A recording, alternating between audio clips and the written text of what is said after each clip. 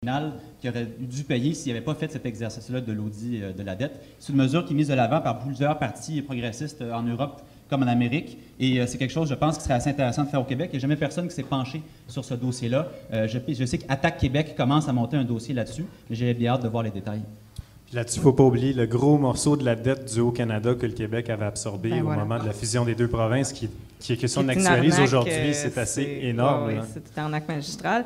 Moi, la seule chose que j'aimerais ajouter par rapport à ça, c'est juste de dire, quand vous en parlez de la souveraineté autour de vous aux gens, faites-la sortir, cette crainte-là, parce que c'est dans le non-dit total. On nous dit, ouais, ben, les Québécois sont pas capables, on n'est pas bons. Puis, je pars au centre-ville, puis j'ai vu des autocollants qui disaient, c'est Pigs Fly, un Québec libre serait prospère. Alors, c'est vraiment important de discuter sur cette question-là. C'est tout ce que je voulais rajouter là-dessus. Je vois qu'il y a un intervenant en question. Juste avant, on va relancer un peu la discussion. Je t'oublie pas. C'est ça. Au fond, c'est que souvent, le mouvement souverainiste, peu importe, puis là, maintenant qu'il y a trois partis, ça devient une évidence, se retrouve dans l'opposition. Comment un parti d'opposition doit faire pour faire avancer la souveraineté? Qu'est-ce qu'il doit faire? Et là, évidemment, le PQ a une longue expérience des 10 dernières années à l'opposition, mais c'est le cas de tous les autres partis ici. On vous voit comme moins. Vous faites des pubs quand vous êtes au pouvoir? Ben, c'est sûr que, tu sais, pour les partis d'opposition, c'est Jacques Parizeau, quand il était chef du Parti québécois, il disait, ben, moi, à un moment donné, il a fait une conférence de presse, il était tout seul, puis il a dit, ben, moi aussi, j'existe. Ça fait que ça, parce qu'il n'était pas couvert en tant que chef d'un parti d'opposition. Ça recoupe le problème, tu sais. On devrait faire ça. Alex, tu sais, quand tu as parlé de Pierre Carl, il y a un méchant problème au Québec. Puis moi, en tant que militant de médias alternatifs, tu sais, la question des médias est ultra problématique. Fait que quand tu dis, bon, ben, puis tantôt ce que tu disais, tu sais, avec les campagnes de peur qui ont été absorbées par les gens, c'est sûr qu'on a un méchant défi parce qu'avant de pouvoir libérer le pays, moi, j'ai pour mon dire qu'il faut libérer la parole indépendantiste. Il faut se donner des outils d'y parvenir. Moi, j'ai fait ma part dans les médias alternatifs, mais il va falloir à un moment donné se pencher sérieusement sur cette question-là. Puis les partis d'opposition, ben, ils le subissent davantage parce que, tu sais, ce qui est arrivé, c'est que le PQ, pour être capable finalement, tu sais, d'essayer d'avoir de plus en plus de couverture médiatique, ben, il a mis de plus en plus d'eau dans son vin. Mais tu sais, aujourd'hui, il y a tellement mis d'eau qu'on boit plus beaucoup de vin, on boit surtout de l'eau.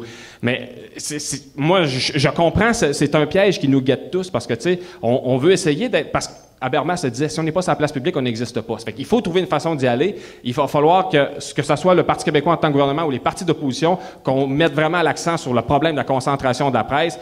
Chez Option nationale, on en parle. Chez Québec solidaire, on en parle. Mais il faut absolument parce que, imagine-tu une campagne référendaire la prochaine à Québec avec les radios poubelles qui vont se déchaîner, ça ne sera pas comme 95, là, ça serait ahurissant. Moi aussi, c'est un peu cet avis-là, Alex. Ce que j'ai trouvé excessivement frustrant dans la dernière campagne électorale, là, où j'étais candidat dans Hochelaga-Maisonneuve, j'ai fait toutes sortes de débats.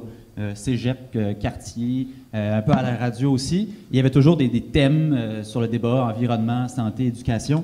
Tous les débats que j'ai faits, il n'y en avait pas un seul dont le thème ou un des thèmes était l'indépendance ou la question nationale. Pas un seul. J'ai trouvé ça excessivement frustrant parce que là, tu étais pogné dans le cadre d'un débat sur la santé ou sur l'environnement d'essayer de glisser des quotes un peu indépendantistes pour ramener un peu l'intérêt de ce sujet-là. Mais j'ai trouvé ça excessivement frustrant. Puis je salue le travail des médias alternatifs, que ce soit le Québécois ou même vous ici à douteux.tv, de générer le genre de débat qu'on a aujourd'hui pour susciter de l'intérêt. Parce que c'est sûr que si tu n'en parles pas, personne d'autre va en parler. Hein? Comme on disait au début, les fédéralistes ont le gros avantage d'être la force d'inertie, d'être la force du statu quo. Nous, on doit bouger contre le statu quo. C'est probablement la chose la plus difficile à faire. Donc, il faut continuer à en parler. À Québec solidaire, en 2011, notre contribution à cette volonté de faire tourner la roue, c'était la campagne payedprojet.org, où est-ce qu'on tentait d'expliquer à l'ensemble des Québécois notre vision d'un pays de projet, la constituante c'est quoi, etc.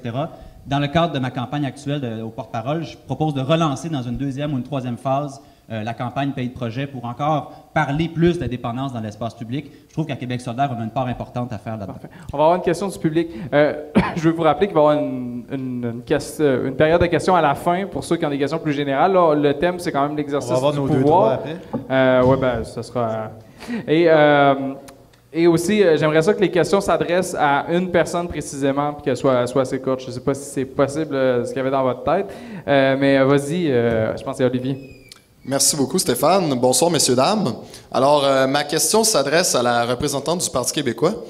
Il a été mentionné tout à l'heure que le référendum avait peut-être été perdu 2 fois, non pas par mauvaise stratégie, mais bien parce qu'on se le serait fait voler. Ce qui sous-entend, à mon sens, qu'il est totalement acceptable de le gagner à 51 ou 52 %. J'aimerais être rassuré.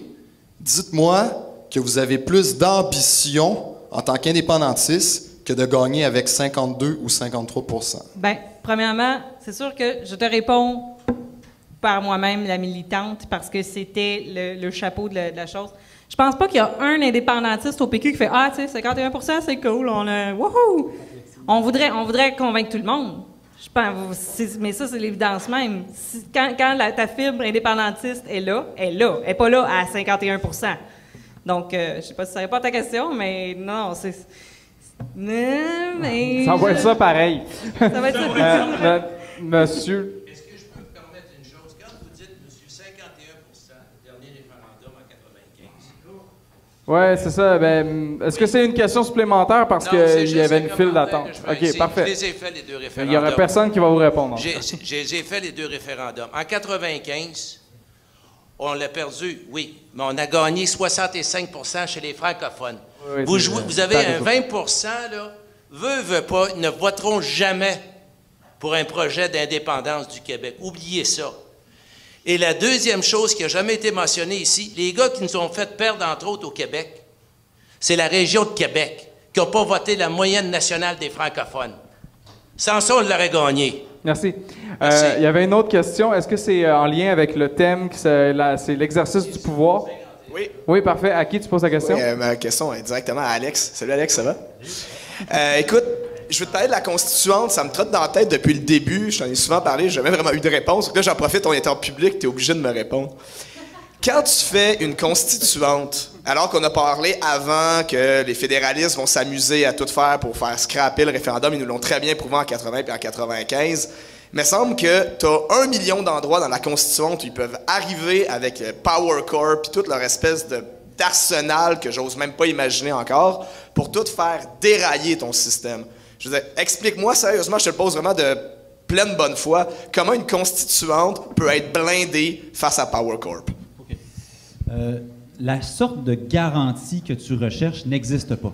Elle n'existe pas, je ne peux pas te la donner. Personne ici peut te la donner. La solution magique pour faire l'indépendance du Québec, si elle existait, elle aurait été faite en 95 ou en 80. Malheureusement, elle n'existe pas. Donc, la garantie que tu cherches dans la Constituante n'existe pas, je ne peux pas te la donner. Maintenant, tu as deux méthodes. En fait, tu as une méthode qui a été exercée 2 fois, qui est le référendum chèque en blanc, que j'appelle. Ils ont échoué 2 fois. Pour des bonnes, pour des mauvaises raisons. On va reconnaître qu'elles ont échoué. On va-tu refaire 3e fois la même affaire, la même recette, et s'attendre que soudainement, là, cette fois-là, ça va fonctionner? Moi, je pense que ce serait intéressant qu'on se penche sur une méthode un peu différente. Qu'est-ce qui fait que la Constituante, elle est en mesure de construire une majorité populaire? C'est que quand tu mets sur la table le projet d'indépendance, tu dis, venez, nous allons en débattre. On va laisser s'asseoir autour de la table. Moi, je te dis, là, je la mets sur pied, la Constituante. Moi, je suis Québec solidaire, je suis le gouvernement, je suis indépendantiste, j'utilise l'argent pour faire des campagnes, etc. Moi, j'ai pas de problème avec ça. Donc, c'est clair pour tout le monde que Québec solidaire, le gouvernement solidaire, fait la promotion de l'indépendance dans le cadre de la Constituante, mais la Constituante, elle est là, elle est pour tout le monde. La table, elle est mise pour tout le monde. Les gens vont venir, vont s'asseoir, vont être plus ouverts d'esprit, parce que la table, elle va être mise pour tout le monde. Alors, dans ce cadre-là, on fait le pari qu'on sera en mesure de convaincre une majorité de personnes plus grande qu'avec la stratégie du chèque en blanc. Et c'est en construisant cette majorité populaire-là que tu seras en mesure de résister, voire déjouer les tentatives du fédéral et des forces de PKP et de l'Empire québécois et de l'Empire des Marais, ils seront des alliés objectifs probablement à ce moment-là, de faire tomber ton projet. Parce que tu as reconstruit ta majorité populaire à la base, de la base au sommet. Moi, le top-down, ça n'a jamais fonctionné. Tu ne libères pas un peuple comme ça. Tu ne fais pas du top-down. Tu y vas à la base, tu construis ta majorité, et ensuite, tu vas aux urnes et tu gagnes ton référendum avec une majorité. OK, merci. Je peux juste répondre une seconde. Il y a quelque chose que tu m'as dit, tu dis que le gouvernement de Québec solidaire va essayer d'intervenir dans ta Constituante pour en faire la promotion de ses valeurs, parce que ça va contre le concept même d'une Constituante, Alex. Là. Le concept de juger parti. Non. La Constituante, c'est le moment citoyen. C'est le moment citoyen où les gens vont là sans étiquette politique. Il n'y a pas le gros macaron QS, PQ, Bloc, etc. Ils vont là à titre de citoyens. On sort de la partisanerie. Maintenant, dans le cadre de cette Constituante-là, les citoyens s'expriment. Mais avant la création de la Constituante, pendant la création, la durée de la Constituante, il existe quand même un gouvernement qui a des opinions, il existe des mouvements politiques qui ont des opinions, il existe d'autres partis alliés sur la question qui ont des opinions. Ils vont continuer à s'exprimer. Pensez-vous que le gouvernement va rester assis, les bras croisés? C'est pas on pèse pas go là, sa constituante, puis nous on reste chez nous puis on attend ce que ça donne. C'est pas ça la constituante à Québec solidaire. La constituante de Québec solidaire, c'est dire nous sommes un parti souverainiste, nous sommes un parti indépendantiste, nous allons le dire, nous allons en faire la promotion avec les moyens de l'État notamment, mais la constituante sera le moment citoyen où on laissera les gens s'exprimer dans le cadre de cette constituante-là. L'État, lui, fera la démonstration qu'il pense que le choix logique à faire, c'est le choix de l'indépendance, mais le moment citoyen, lui, demeurera le moment le plus important dans tout ça. Parfait, merci. Je crois qu'Ariel, tu voulais poser une question. Tu peux poser ta question. Oui, c'est un peu haut. Il est un peu haut, le micro. Hein? Mets-toi sur la pointe des pieds. Après ça, on va aller au troisième bloc. Alors, merci, Ariel. Je ne sais pas, parce que je suis arrivée tantôt, donc j'ai manqué le début du bloc, mais on parlait de la dette tantôt et on parlait d'Hydro-Québec. Ah, il est trop fin. OK, attends. Merci. C'est bon, ça marche. OK. Donc, on a parlé tantôt du service de la dette, puis on a parlé de l'assurance qu'on avait comme étant Hydro-Québec, qui est justement un de nos actifs. J'avais une question pour Option nationale et pour Québec solidaire. Donc, parce que vous nous avez parlé d'un projet, votre projet d'environnement concernant QS, en arrière, monsieur. OK. Donc, ma question est la suivante. Monsieur Jean-Martin Haussan et même monsieur Amir Kadir veulent que les tarifs d'Hydro-Québec soient bas. Ils sont même tellement bas qu'ils sont en bas du prix du marché. Mais le problème avec ça, c'est que malheureusement, comme la théorie des biens, la tragédie des biens communs le démontre, c'est que ça augmente notre empreinte environnementale et ça augmente aussi notre consommation et donc la pollution qui s'en fait. Est-ce que vous allez faire une politique de gestion de l'offre ou une gestion de la demande par rapport aux tarifs d'Hydro-Québec ou vous allez laisser les prix artificiellement bas, ce qui va causer encore plus de pollution au Québec? C'est juste ma question par là. Je ne sais pas si on était dans le bloc environnement ou quelque chose. C'est l'exercice du pouvoir de manière souverainiste. C'est à peu près ça. Alors, je ne sais pas s'il y en a un de vous deux qui veut répondre à ça. Ce que tu veux dire, c'est, étant donné que là, on se rabattrait vers d'autres sources d'énergie parce que l'électricité... Je n'ai pas trop compris, finalement. En fait, la tragédie des communs, si je comprends bien, Ariel, ce que tu veux dire, c'est que puisque les prix sont bas, il va y avoir plus haute consommation. Oui. Donc, une perte d'énergie.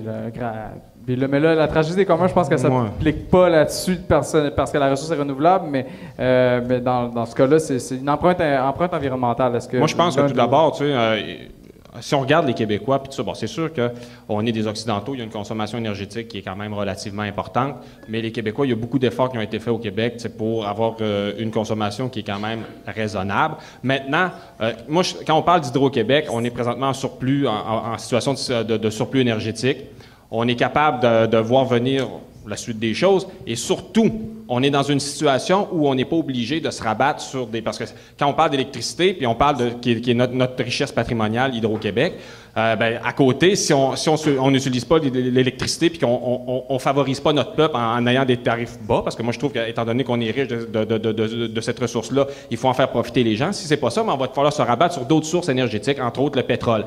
Et moi, en tant que Gaspésien d'adoption nord-côtier d'origine, je suis archi contre tout ce qui concerne les hydrocarbures dans le Golfe Saint-Laurent. Les Québécois, on est les gardiens de certains des écosystèmes sauvages, les derniers de la planète. On n'a pas le droit de tout scraper pour faire n'importe quoi. Puis avec Hydro-Québec, qui est un bijou patrimonial, il faut faire attention parce qu'il y a des choses qui se font un peu n'importe comment là aussi. Entre autres, la romaine, moi je trouvais que c'était pas bon. Mais bref, on utilise cette ressource-là comme les autres pays riches. Alors, tantôt, on parlait du Venezuela, c'est une énergie qui est discutable, mais il reste qu'ils en ont fait profiter leur population. Moi, Hydro-Québec, ça peut pas être une compagnie qui donne son énergie à des compagnies étrangères qui viennent voler nos ressources naturelles, puis qui font payer le petit gars puis la petite fille dans un appartement, puis qui n'ont pas nécessairement les moyens. Fait on va être gentil avec notre monde, puis pas que les compagnies, on va les faire payer. Alexandre, est-ce que tu avais quelque chose à dire? Oui, la question s'adressait Bien rapidement, évidemment qu'en ce moment, il y a un surplus d'énergie, d'électricité. C'est pourquoi, en effet, la Romaine est un projet complètement impertinent, Val-Jalbert aussi notamment. Donc, par contre, ce surplus d'énergie-là, si on est sérieux de notre ambition de gagner la lutte au gaz à effet de serre, il va falloir qu'on s'en serve dans un horizon assez proche pour sortir du pétrole. pour sortir du pétrole. Il faut que ça devienne une ambition de notre peuple, puis pas juste d'un point de vue indépendantiste, je le donne d'un point de vue global, mondial. On ne réussira pas à reproduire l'humanité dans un horizon d'une vie ou de 2 vies si on n'est pas en mesure de sortir du pétrole. C'est la source la plus importante de gaz à émissions à effet de serre. Donc, vous êtes pour l'exploitation de pétrole? Non, moi, je suis contre. Non, mais non, c'est ça. Tout à fait. C'est la prise 2, excusez-moi. Oui, prise 2, elle est très bonne.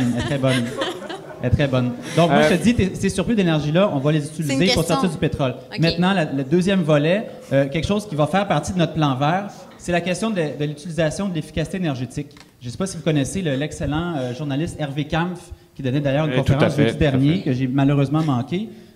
Lui, il dit que si tu veux régler ta crise énergétique, ta crise environnementale, ce n'est pas nécessairement dans les énergies alternatives. C'est dans la réduction des énergies. Tu vois, produire 1 kWh, ça coûte à peu près 7 sous avec la romaine. Je pense que c'était 9 sous avec Gentilly 2. Bon, heureusement, s'il y a bien quelque chose que vous avez bien fait au PQ, c'est fermer Gentilly 2. Bravo. Bon, maintenant, ça c'est dit. Rendre l'énergie plus efficace, sauver 1 kWh, ça coûte 4 sous. Alors là, c'est là que ça devient intéressant. Tu peux créer de l'emploi avec un vaste programme de rénovation domiciliaire, dans des rénovations aussi dans des entreprises. Tu crées de l'emploi et tu sauves ton énergie. Tu la gardes pour toi et tu la réinvestis dans la sortie du pétrole. Parfait, merci Alexandre. Xavier avait un petit grain de sel à ajouter. Oui, merci.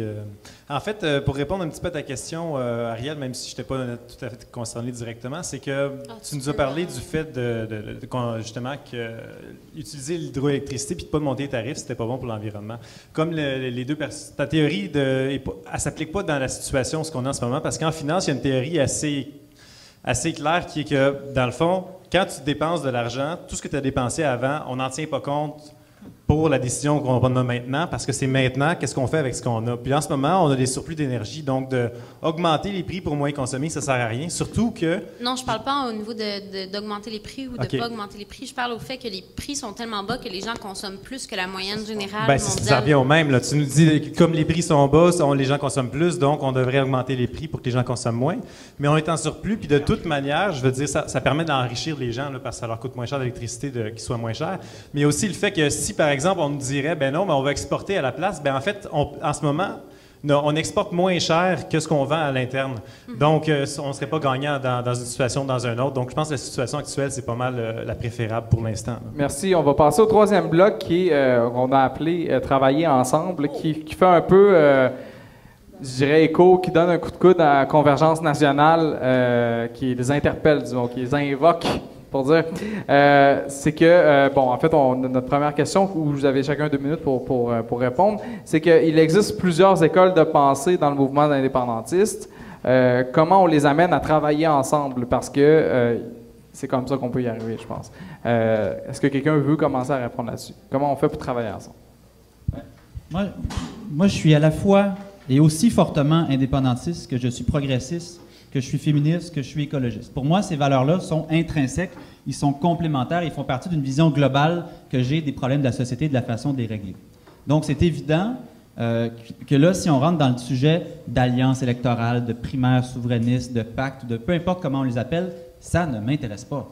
Pourquoi? Parce que sur une série de points, malgré si d'un point de vue individuel, on semble peut-être s'entendre un peu plus, le programme de ton parti et les actions de ton parti me repoussent au plus haut point. Moi, je suis bien content qu'une Françoise et un Amir soient là en ce moment, parce que sinon, personne n'aurait porté la voix des gens qui sont sur l'aide sociale. Personne n'aurait porté la voix des carrés rouges dans les décisions récentes. Donc, une chance qu'on a un parti progressiste qui existe, qui est capable de transmettre cette voix-là qui existe dans la société, qui autrement serait invisible. N'existerait pas. Elle ne serait pas présente à l'Assemblée nationale, qui est supposée être l'instance qui représente la volonté populaire de notre peuple. Donc, moi, les alliances, les pactes, etc., ça ne m'intéresse pas. Cela dit, entre les élections, on continue à exister. Il y aurait peut-être moyen de mettre sur pied une campagne commune de promotion de l'indépendance dans ses fondements, dans ses idées. Il y a moyen de faire des conférences de presse communes sur certains dossiers. Il y a un vote qui a eu lieu à l'Assemblée nationale de manière unanime pour aller rouvrir les archives de la Cour suprême. Donc là-dessus, je pense, sur des points précis, des collaborations sont intéressantes, voire nécessaires. Ben, tu vois, moi, j'ai travaillé beaucoup avec les indépendantistes catalans. J'étais observateur international en Catalogne.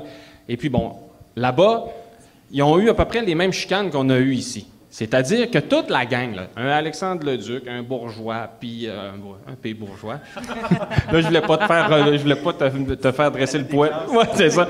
Puis Geneviève, tout dans un même parti, c'était compliqué. Tu fais qu'ils ont chacun leur parti. Tu as Convergencia Unió, qui est les autonomistes modérés, plutôt centre-droite. Tu as Esquerra Republicana de Catalunya, qui est le Québec solidaire de Catalogne. Et puis tu as SI, Solidaritat per l'Independencia de Catalunya. Et là, eux autres, ils ont une proportionnelle.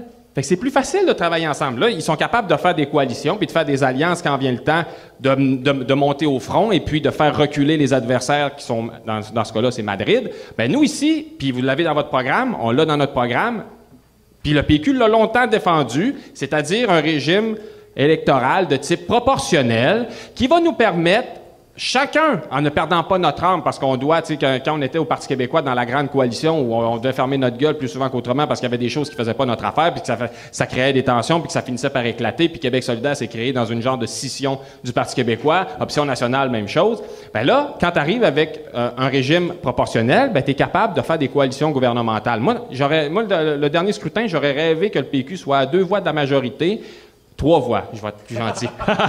Je vais prêcher ma paroisse. 3 voix de la majorité. 2 chez Québec solidaire, puis 1 chez Option nationale, pour avoir la majorité. Là, ils seront obligés de parler avec nous autres, puis d'arrêter de nous regarder de haut, parce qu'on n'est pas suffisamment important pour qu'ils daignent accepter de faire des concessions pour travailler avec nous. Moi, je crois beaucoup plus aujourd'hui dans mon scénario à la catalane, que dans une espèce de possible et virtuelle réunion de toutes ces familles-là dans un même parti un jour qui ne viendra probablement jamais.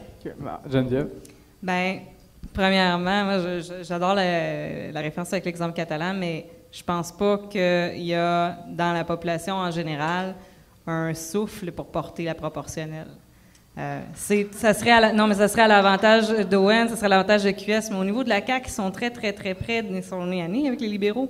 Les libéraux, je vois pas pourquoi ils voudraient de la proportionnelle non plus. Donc ça, c'est quelque chose qui est conceptuellement très intéressant, mais dans le concret, demain matin, qu'est-ce qu'on fait pour l'indépendance? Je pense pas qu'on parle de la proportionnelle. J'ai personnellement un billet pour la préférentielle, le vote alternatif.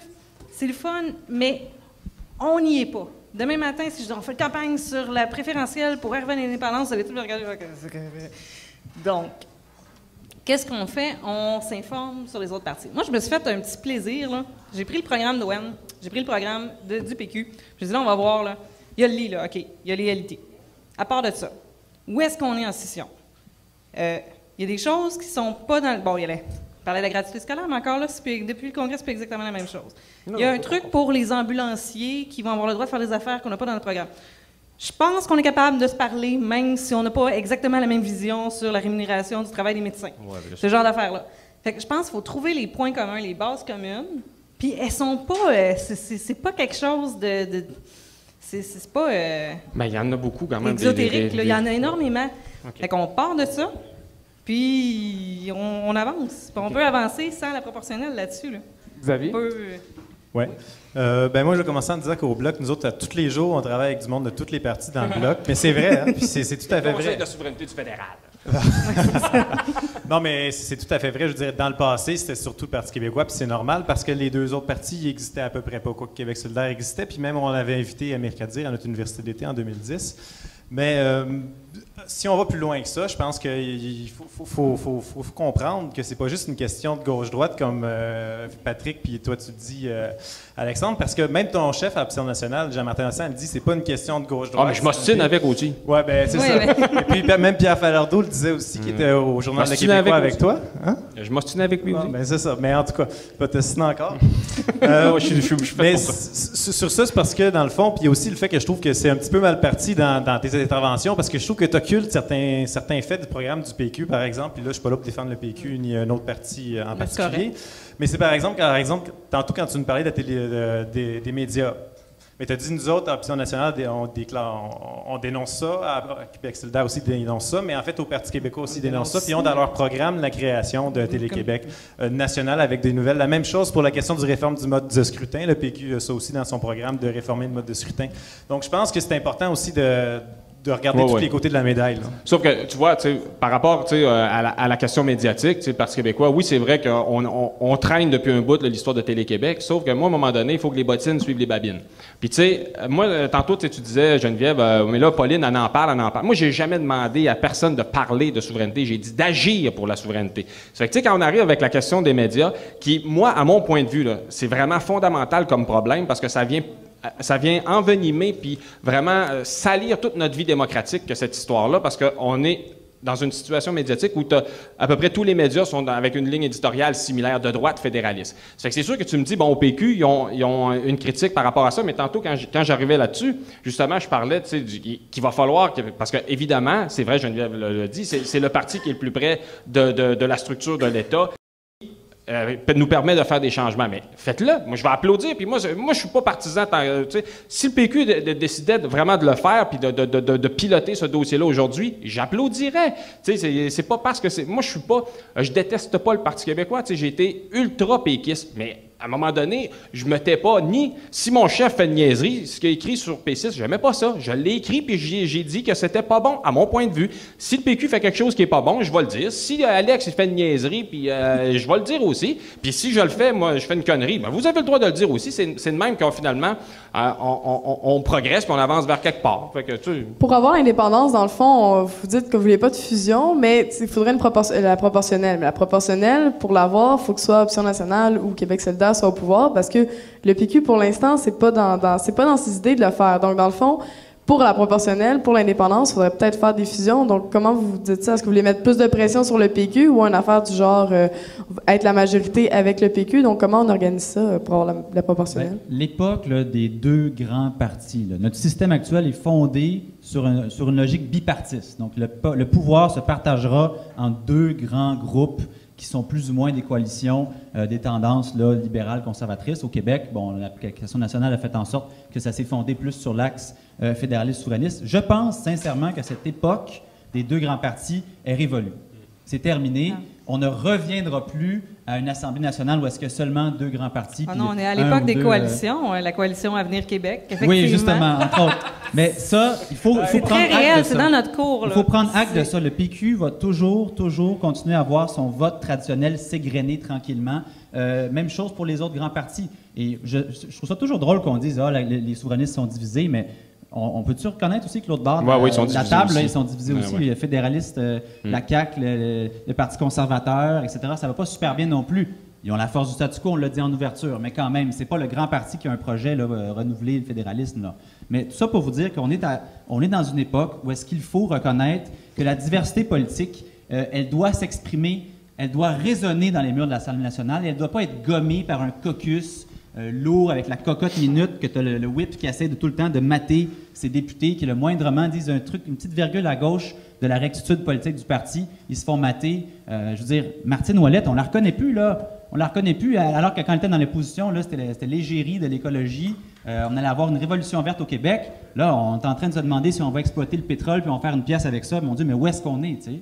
Où est-ce qu'on est? Il y a une rectitude politique qui découle de notre système parlementaire britannique qui favorise le bipartisme, dans lequel il faut casser pour refléter la réelle diversité politique de notre société. Il faut, le système crée ce problème-là. Je suis d'accord avec toi, l'institution crée ce problème-là. Il faut casser ce système-là pour qu'il y ait une espèce de forme de justice, le scrutin proportionnel. C'est certain mais que la journée... tu fais ça quand? En même temps que l'indépendance, quand tu sens ta côte. Tu n'arrives pas au pouvoir sans changer le système, mais tu peux pas faire l'indépendance sans changer... C'est super compliqué, c'est pour ça que moi, en attendant, moi je pense qu'il y a quand même moyen de moyenner, puis de quand même travailler chacun dans nos partis, puis d'avoir un impact. T'sais. Amir Kadir a tenu le fort de Québec solidaire des années tout seul. Là, il y a Françoise David qui l'a rejoint à l'Assemblée nationale. T'sais, il peut y avoir des châteaux forts, même si on n'a pas la proportionnelle, même dans notre régime uninominal à un tour, on peut avoir des châteaux forts de Québec solidaire. On rêve d'un château fort d'Option nationale avec Jean Martin. Dans Hochelaga, peut-être. Mais tu vois, mais comme ça, au moins, on a une voix à l'Assemblée nationale parce qu'on est dans un système politique qui On est dans une culture politique où c'est le parti politique, finalement, qui fait le changement. Tu sais, on est vraiment là-dedans. On a eu le printemps érable, il y était beaucoup... on a eu la rue qui a retrouvé ses lettres de noblesse, mais ici, on est vraiment... On fait les changements beaucoup à travers les partis politiques. Et maintenant, tu me dis, bon, quand est-ce qu'on le fait? Ben, c'est sûr que là, le problème, c'est qu'une fois que le parti qui est arrivé au pouvoir a gagné ses élections avec le régime en place, il n'est pas tellement tenté de le changer. Le PQ est le meilleur exemple, parce que vous l'avez défendu longtemps, cette idée-là. La meilleure manière de défoncer ce régime-là, c'est de se départir d'un régime qui est essentiellement celui d'une colonie britannique. Et ça, c'est l'indépendance. Ah ouais, ben ouais. Mais là, on parlait de convergence. On est des militants. Geneviève, tu es une militante justement du Parti québécois. C'est quoi le rôle des militants dans cette convergence-là, puis dans l'avancement de l'indépendance? C'est quoi le rôle des militants dans les partis et entre partis? Je te laisse parler. OK.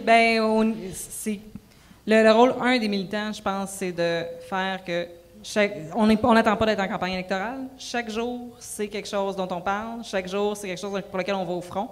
Chaque jour, si on nous dit des faussetés, si on nous dit des niaiseries, si on nous dit qu'on ne serait pas capable, que ça ne donnerait rien, que c'est des vieilles chicanes, que la Constitution, c'est une affaire... faut pas hésiter à en parler. C'est sûr que, je dirais là, j'ai perdu des amis Facebook à force de radoter. Mais c'est un radotage qui est crucial. C'est la libération d'un peuple, c'est pas du radotage. Fait que je pense que... Puis c'est d'aller en chercher d'autres, de dire, t'as 1 heure par mois, tu peux-tu nous la donner, ton heure par mois, appeler du monde? T'es pourri avec le monde, mais t'aimes ça faire des sites web, tu peux-tu nous aider? Il y a de la place pour tout le monde. Il faut apprendre à se parler aussi, puis à se rendre conscient que, oui, il y a des gens qui sont payés dans les partis, il y a des gens qui ont des emplois, qui sont très sérieux, mais... Les chefs aussi. Les chefs aussi. Mais il y a... Il y en a qui sont payés plus cher que d'autres. Mais combien vaut c'est un chef? Celui du bloc est payé combien? 26 000. Mais, c'est bien! Mais au-delà de ça, pas cet exemple-là. Au-delà de ça, c'est des organisations bénévoles. Puis pour avoir travaillé longtemps auprès d'organisations bénévoles, on est plus que la somme de chacune des parties, mais des fois, on n'arrive pas au résultat qu'on voudrait. Il faut apprendre la tolérance. Il faut apprendre le dialogue puis la tolérance. C'est la meilleure manière de prouver à nos ennemis qu'on est capable d'arriver à quelque chose de un. Mais de deux, il faut se le dire, c'est pas une question d'eau dans le vin, c'est une question de vraiment apprécier l'autre. Au Parti québécois, on est un des partis qui a peut-être le plus d'intergénérationnel. Ça amène ses défis. Il y a certains partis où est-ce qu'il y a plus de diversité culturelle. Ça amène ses défis. Il faut en être conscient. Il faut apprendre à se parler. Il faut apprendre à se dire, regarde, on va aller prendre une bière, là, puis on va avancer au-delà de nos petites différences personnelles. Il faut se dire, des fois, j'ai pas raison, j'ai dit une niaiserie dans une assemblée de cuisine, et là, on vient de les perdre eux autres, puis c'est ma faute. Je l'assume parce que je le faisais pour le bien, puis je sais que la personne qui me regarde, elle dit, tu l'as fait au mieux de tes compétences. Puis il faut s'entrépauler. Il faut apprendre aux autres militants à convaincre les gens. Il y a des gens parmi nous qui sont plus à l'aise avec un micro que d'autres. C'est correct. Bien, épaulons-nous. Finalement. Bon. Bien, sur ça, on va aller directement à la période de questions. Donc, si jamais vous voulez y aller, là, on va pouvoir discuter un peu plus librement à qui vous voulez, dans le fond. Donc, allez-y. Je voudrais revenir sur la question d'indépendance et de regroupement. Moi, je pense que l'indépendance, c'est peut-être un petit peu plus loin quand on parle de regroupement, là. Je pense qu'on s'en va rapidement dans une élection où on va jouer au dé. Puis au dé, c'est pas l'indépendance qui est là. Au bout du tunnel, c'est les libéraux, le retour de la magouille, parce qu'ils ont leur vote certain, ils ont leur comté sûr, et peut-être, au pire, l'arrivée de la CAQ au pouvoir avec une grosse boîte à surprise pour le pays. Qu'est-ce que Québec solidaire et Option nationale peuvent faire pour éviter ça? Gagner les élections? Bonne chance. Non, mais... OK. Là, ça, c'est toujours la critique qui nous est adressée, la division du vote, puis tout ça. Première des choses, on va dire les vraies affaires, encore une fois. On aime ça, les vraies affaires. On fait ça. C'est pas parce que, si j'élimine Québec solidaire de la carte électorale, c'est pas vrai que le 9 % de Québec solidaire va se ramasser au Parti québécois. Ben non, il y a ces gens-là qui n'auraient pas voté. Il amène des gens dans la vie politique qui est important. Chez Option nationale, nous, là, les gens qui sont là, moi, j'ai été surpris de voir à quel point on a... Tu parlais d'intergénérationnalité au PQ. Nous autres, on a vraiment beaucoup de jeunes qui ont été vraiment charmés par le discours Option nationale, Jean-Martin Hossan, ils arrivent, ils n'ont jamais vraiment milité, puis tout ça. Ces gens-là ne voteraient pas pour le Parti québécois. Ils sont là parce qu'ils ont trouvé quelque chose qui les représentait. C'est important qu'ils demeurent là. Maintenant, pour la prochaine élection, là, on me dit tout le temps, ouais, mais là, ça va être le retour des libéraux, puis tout ça, ben là, qu'est-ce qu'on peut faire? Première des choses, tu sais, nous, chez Option nationale, on a dit qu'on était ouvert à collaborer avec les autres partis s'ils marchaient vers l'indépendance. Mais là, à partir du moment où le Parti québécois a fermé la porte, ça commence à être difficile. Moi, si le Parti québécois décidait de se retirer d'une forteresse péquiste de l'Est de Montréal, puis il nous laisse la place pour Jean-Martin Hossan, on commence à pouvoir discuter. Mais si la seule négociation, c'est de nous mettre un couteau sur la gorge, puis de dire, ben là, vous disparaissez, puis vous rentrez dans les rangs, puis c'est à prendre ou à laisser, ben je vois pas comment on peut travailler ensemble. Même chose, moi, je pense pas que demain matin, Québec solidaire va s'aborder au profit du Parti québécois. Je pense pas qu'Option nationale va le faire non plus. Donc, il faut travailler avec ce qui est présentement en place. Et le Parti québécois est encore dans une position où il peut gagner la prochaine campagne électorale. Mais moi, je reviens à mon introduction. S'il ne perd pas son âme en cours de route, présentement, il travaille pour aller chercher un électorat probablement de la CAQ. Je ne sais pas trop c'est quoi la stratégie qui est au Parti québécois. Je ne suis pas dans le secret des dieux. Mais c'est sûr que ça coûte cher du côté Option nationale, du côté Québec solidaire, du côté de la clientèle traditionnelle du Parti québécois. On est en train de les abandonner en cours de route parce qu'on pense probablement que les radios poubelles, quand ils nous disent qu'il faut aller de plus en plus à droite, c'est la voie à suivre. Je ne sais pas trop. Mais bref, si on veut travailler ensemble durant une prochaine campagne électorale, ça prend une ouverture de tous les côtés. Nous, on en a. Il faudrait que le PQ en ait aussi. Oui, c'est ça. Ben, moi, je suis surpris que tu dénonces ça. Je ne sais pas si tu t'es... Dans le fond, si tu es content justement que le PQ s'en aille plus vers la droite parce que ça vous libère plus de votes à vous pour Option nationale puis à Québec solidaire, donc ça fait plus de gens indépendantistes au bout de la ligne. Mais là, c'est un peu tiré par les cheveux, mon affaire, mais quand même, cette réflexion-là peut se faire. C'est une analyse. Mais là-dessus, ce que je voudrais dire rapidement, c'est bon, je pense qu'il faut vraiment que les partis se parlent, puis c'est sûr que c'est bien beau de dire que les militants, mais c'est pas les militants qui font la grosse différence en général, c'est les gens en haut, ceux qui prennent les décisions. C'est les directions qui vont se parler ou pas se parler. parler. C'est sûr qu'il y a des rapports de force qui peuvent se développer des fois, qui font en sorte que des choses peuvent bouger, puis ça, par exemple, les militants peuvent avoir un gros impact là-dessus. Mais sinon, c'est sûr qu'on parlait du rapport du mode de scrutin plutôt. C'est sûr que le mode de scrutin, c'est un problème. Puis on parlait de la proportionnelle, on parlait d'autres modes de scrutin, mais il existe d'autres modes de scrutin aussi. Puis c'est ça que j'aime du côté du PQ, en tout cas, quand ils nous disent on va évaluer tous les modes de scrutin.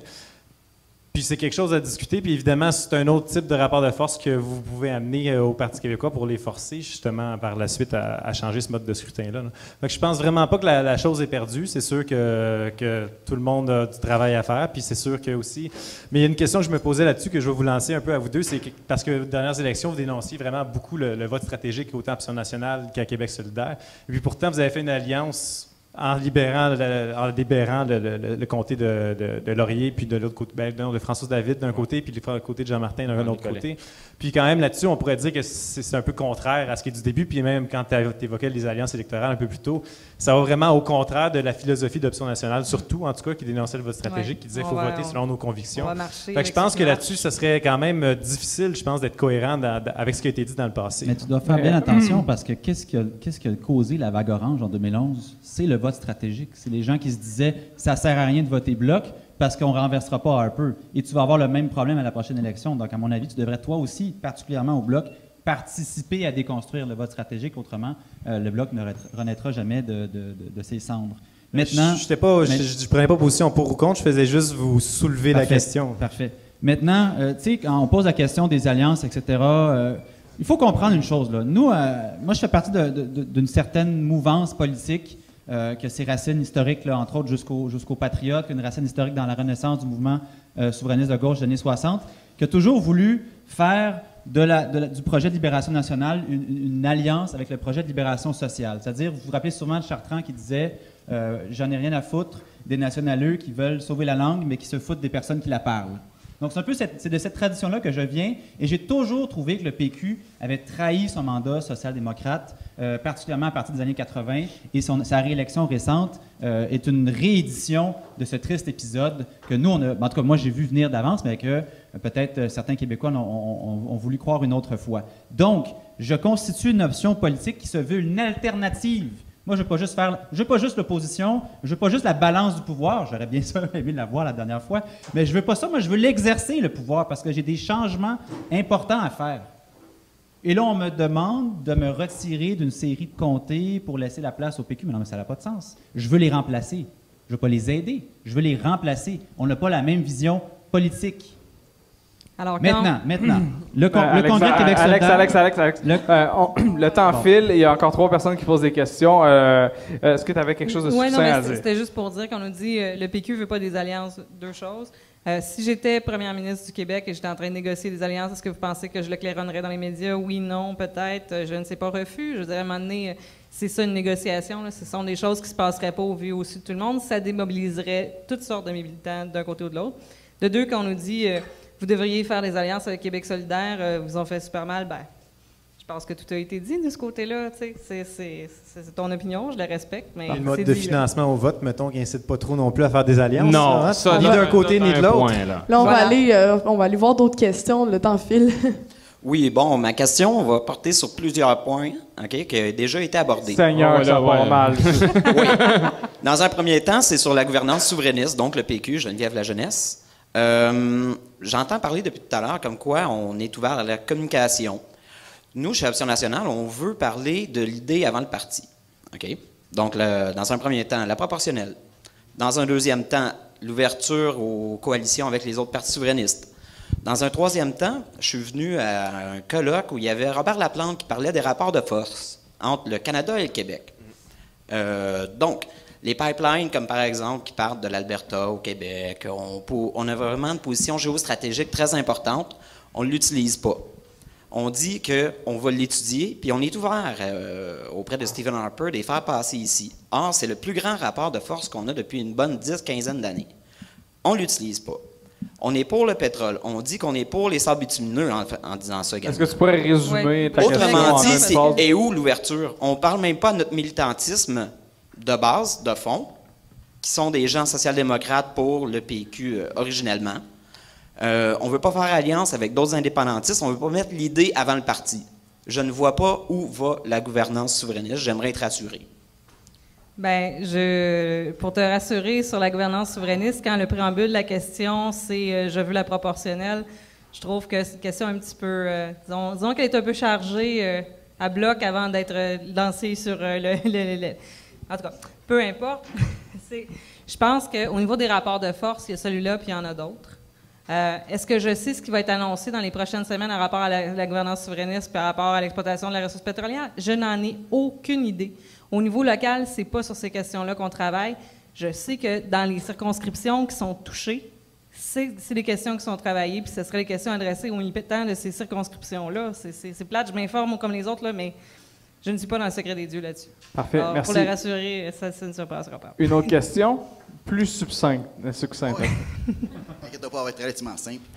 Moi, je voulais savoir, si vous avez une majorité de députés indépendantistes à l'Assemblée nationale, est-ce que vous allez enclencher votre programme d'accession à la souveraineté?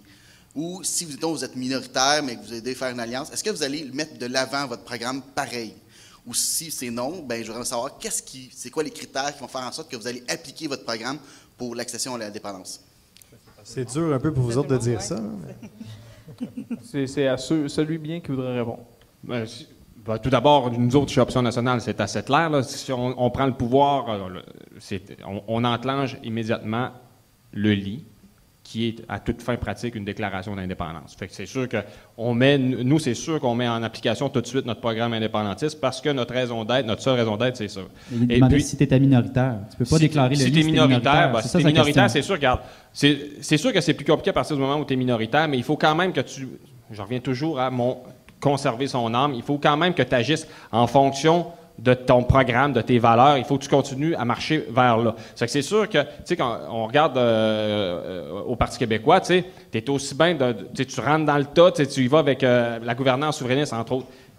Je suis à 2 doigts, moi, de trouver ça bon. Mais il faut juste pas dire qu'on fera rien si on a un non. Parce que là tu as vraiment un scénario pour créer une crise. Moi, j'aimerais ça dire aux gens, là, l'indépendance, ça va être une grande farandole, mais on fait des chansons, on va danser, puis tout le monde va être content. C'est pas vrai. C'est des rapports de force qui s'exercent, puis un pays, ça se fait dans la tension, puis dans la crise. Ça fait que quand tu es au gouvernement, ben, tu fonces à vitesse grand V vers le pays, puis quand tu es dans l'opposition, puis ça, c'est une critique que j'adresse au Bloc québécois qui ont dormi un peu sur la switch à Ottawa des années durant, alors que votre raison d'être, c'était de piquer dans le flanc le fédéral pour qu'il choque, puis de créer la crise. Parce que c'est sûr que dans l'opposition, ça va avancer plus vite s'il y a une crise. Meach, on l'a vu, avec l'échec de l'accord du lac Meach, c'était un moment inespéré de notre histoire, puis ça arrive encore, puis pas juste chez nous, ça se confirme ailleurs aussi. La crise de l'Estatut en Catalogne, c'est une crise qui est similaire à notre échec de l'accord du lac Meach. C'est sûr qu'on peut faire avancer des choses comme ça. Il faut être faut être une poignée de sable dans l'engrenage quand on est dans l'opposition pour faire dérailler le système. Parce que je suis d'accord avec Alex, on veut pas juste... Ben non, Jean Chrétien disait on veut pas... ils veulent juste changer des flags sur le hood. Moi, je veux pas changer des flags sur le hood. Je veux faire une révolution, je veux changer le système, je veux faire un pays qui va être différent des autres de par le monde. Puis pour y arriver, ben, on peut commencer tout de suite à... On les attaque. Merci, réagir. Oui, vas-y, Xavier. Oui, bien, c'est sur ton point de ta critique envers le Bloc, je te dirais que je suis d'accord avec toi en partie parce que, comme tu dis, c'est vrai qu'il y a eu des fois qui ont mis ça au switch. Par exemple, le meilleur exemple, c'est, puis bon, je n'étais pas là dans ce temps-là, mais c'est quand ils ont voulu changer le nom de la province Terre-Neuve pour Terre-Neuve-Labrador. Ben oui. Le Bloc n'a pas dit un mot. Il y a un seul député qui a voté contre, puis il s'est fait sortir. Fait que c'est sûr que ça, c'est un gros problème, puis c'est des choses de même qu'il ne faut pas qu'ils se reproduisent. Mais sur le reste, là, je te dirais qu'en général, là, je pense que le Bloc faisait quand même un très bon travail, puis il dénonçait le fédéral, puis il y avait un très bon bureau de recherche. Puis ils en ont laissé passer une coupe, comme ils ont failli en laisser passer une il n'y a pas longtemps, mais finalement, ils l'ont pas laissé passer, je n'en parlerai pas. Mais bon, non, mais je voudrais pas... Ça avait l'air intéressant, t'aurais dû continuer. Mais je pense que le Bloc a vraiment sa raison d'être, fait bien son travail, puis ben, peut-être qu'il y a eu certaines déviances à certains moments là, sur question justement de la gauche puis de la droite, mais bon, ça, vous autres, vous ne serez pas d'accord avec moi encore. On va prendre la dernière question, en fait. Donc, madame, allez-y, vous avez un gros pas sur les épaules. Ah oui, c'est ça, j'aime pas ça. Ma question s'adresse à madame Geneviève concernant, vous avez dit à plusieurs reprises, le PQ est au pouvoir, même s'il est minoritaire, à ce que je sache, il y a le pouvoir. Oui. Le Parti québécois, moi, j'ai 58 ans, donc ça fait longtemps que je vois le Parti québécois à l'œuvre et je suis indépendantiste depuis fort longtemps. Vous avez eu le pouvoir longtemps, depuis plusieurs années. Et j'ai entendu dans vos répliques aujourd'hui plusieurs fois dire « les gens ne sont pas prêts ». Il faut aller avec des petits gestes simples. Non, les gens sont pas... Je l'ai noté textuellement avec des guillemets. Donc, je comprends que les gens ne sont pas prêts. Vous considérez que demain matin, si on ferait un référendum, on n'aurait peut-être pas le vote majoritaire. Je peux comprendre votre analyse, je la supporte même. C'est la totalité de mon analyse par rapport à ça, parce qu'ils sont prêts à... Peux-tu finir ma question? Non, oui. OK. Ce que je constate, c'est que dans tout le débat, le Parti québécois semble constamment mettre sur le dos des autres les échecs. À savoir qu'on s'est fait voler les référendums et qu'en ce moment, le bon peuple, le petit peuple, n'est pas encore prêt. Moi, je vous dirais que je suis prête depuis bien des années et je connais bien des gens qui sont prêts. Sauf que la question que je vous pose, quels sont les gestes depuis que vous êtes présentement au pouvoir, que vous avez fait pour convaincre les gens, autres que moi, qu'on devrait aller vers l'indépendance? Est-ce que c'est en votant des coupeurs constamment dans l'aide sociale, dans les hôpitaux, dans l'éducation, en maintenant Val-Jalbert, en offusquant les environnementalistes? Est-ce que c'est en mettant PFK à la charge d'Hydro-Québec? Je l'appelle comme ça volontairement. Donc, pourquoi pensez-vous que vous allez convaincre des gens qui ont peur, des gens qui se posent la question, qu'est-ce que ça va donner l'indépendance? Moi, je pense que vous travaillez pour être un bon gouvernement, être réélu. Point à la ligne. J'aimerais ça que vous me donniez au moins 3 gestes que le parti a fait depuis qu'il est au pouvoir pour me contredire. Moi, je crois que tout ce que le PQ veut, c'est garder le pouvoir. Démontrez-moi le contraire par au moins 3 exemples, s'il vous plaît. Bien, premier exemple. Premier exemple, toute la consultation sur le projet de loi 14. Je pense qu'un parti qui veut garder le pouvoir, on va enterrer l'âge de guerre sur la langue, puis on va faire comme s'il n'y avait pas de problème. En tout cas, pour moi, c'est une évidence. Là. Quand j'ai vu ça sortir, je me suis dit, ça y est, on n'est pas réélu. C'est mon gut feeling, la première réaction. Au niveau de toutes les coupures de l'aide sociale, moi, j'ai une réaction par rapport à ça qui est toute personnelle. C'est qui ici lit la Gazette officielle? Parce que la journée où c'est sorti, là, moi, j'ai pété ma coche. Puis j'ai écrit aux gens que je connais au parti en disant « Ça n'a pas d'allure. Comment ça se fait que c'est dans la Gazette? Comment ça se fait qu'on n'a pas entendu parler? Comment ça... » La réalité que j'ai vue autour de moi, c'est que personne n'était au courant parce que personne s'en souciait. Et là, ensuite, c'est monté en épingle. Et là, et pour des raisons très, très valables, là, il y a des reculs qui se font là-dessus. Puis si c'était que de moi, on reculerait plus. Mais ce n'est pas que de moi. Mais ça répond pas à votre question. Vous m'avez demandé 3 gestes. Oui. Bien, la gouvernance souverainiste, ça vous convainc pas? Mais c'est un geste que je trouve qui est assez majeur. Ça veut dire qu'on tout ce qu'on fait, on le documente pour amener cette idée-là à l'ordre du jour.